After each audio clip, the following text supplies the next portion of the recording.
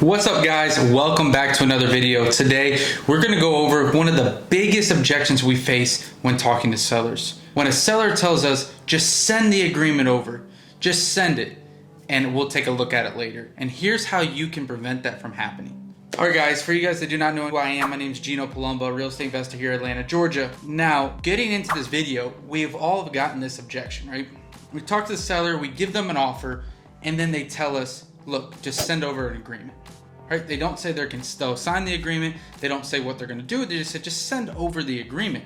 And that right there will cost you many deals if you just send that agreement to them. Because what they're going to do is take that agreement, shop it around, or they're just going to put that agreement in their inbox and just wait for a lot of offers to come, right?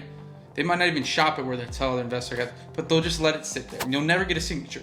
So when a seller tells us that now, we specifically have ways we can handle it. One way is, in the beginning of all of our acquisition calls or offer calls, we let the seller know, we ask the seller, are you going to be able to go over an agreement if we were to agree on price and terms today? Are you able to do that right now? And it's their job to get an answer out of the seller saying, yes, I'm in the position to go over an agreement now.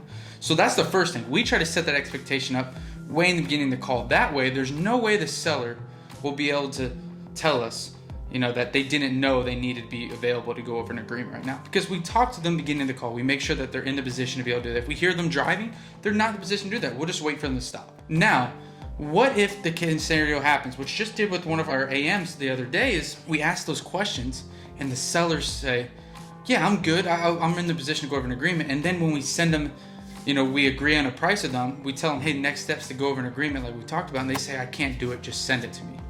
Well, that happened to us.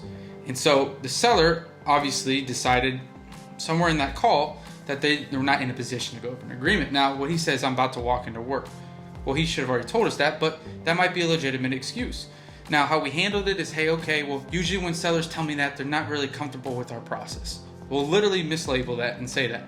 This guy said, no, I'm good with the price and the terms. I'm just literally about to go to work. So this guy in this instance was really probably telling the truth. He's about to walk into work. And the way, instead of sending out our agreement, what we've done in the past is we'll just send him a blank agreement. And, in this guy's instance said, no, I don't want a blank agreement because, I'm going to actually want to look at this and I might actually sign it. And we said to him this, because we just know that time kills deals so much. He said, I'm not going to be able to do anything and go over this agreement until tomorrow. It's 5 o'clock. I work night shifts. So what we said to him, and this is what I suggest you guys do as well, for someone that's really telling the truth, because usually when they tell you they can't go over the agreements because they didn't like the price or the terms, but for someone that's really telling the truth, like this guy in this case, he's really going to work, let's say. The way you can talk to him is saying, hey, look, all of our agreements, they expire in 2 hours. So if I was to send it to you right now, it would expire in 2 hours from now and you'd still be working. And then I would have to go re-qualify the property with our manager. Right? Because as soon as I send this out, it's going to be a 2 hour limit. And again, if it expires, I have to go back and requalify the property. And I'm not saying the price will change, but I just can't promise you for sure if we'd be able to do that price if we had to wait 2 hours once I sent this agreement. So why don't we do this? I'll lock in the price now, right? I'll be able to tell my boss, I'll lock it in, and I'll tell him I'll send this agreement tomorrow morning to you. And that way that my boss doesn't think I've sent this agreement and that once it expires, he's going to make me go back to him. I'll just pretend that look, the price didn't change. I'll just pretend tomorrow morning that I'll send it to you for the first time, which I really will be sending it to you tomorrow morning for the first time. And that way we can have 2 hours to go over there. And that way, as well as I don't have to go back and qualify the property with my manager. Does that seem like a better? And so it sounds like you're working for the seller. Hey, if I sent it now, it's gonna expire in 2 hours and you'll be working. So we'll have to go back to my finance guys and they're going to requalify it and there's a chance that it might be lower.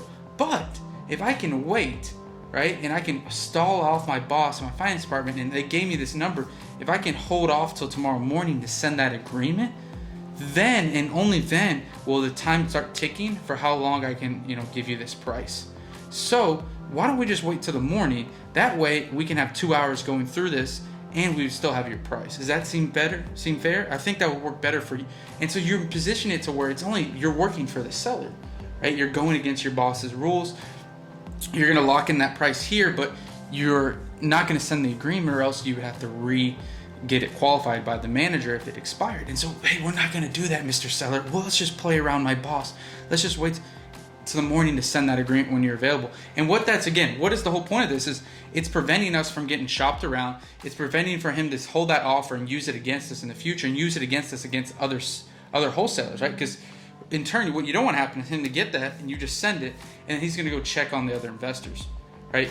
And so we do not want that to happen, right? Not at all. We don't want him to shop around the offer. And so we can suggest that, again, one last time, we can suggest that we just go over it in the morning. And that way it locks in your offer for 2 hours and we can go through it then. Instead of now me sending it to you, it expires, you're going into work, you can't go over it in 2 hours, it expires and we have to requalify, you don't get your price. So I hope that, guys, will help you in the future when you go over that objection. Thanks for watching. If this gave you some value, leave some comment down below, like, subscribe. And again, thanks for watching.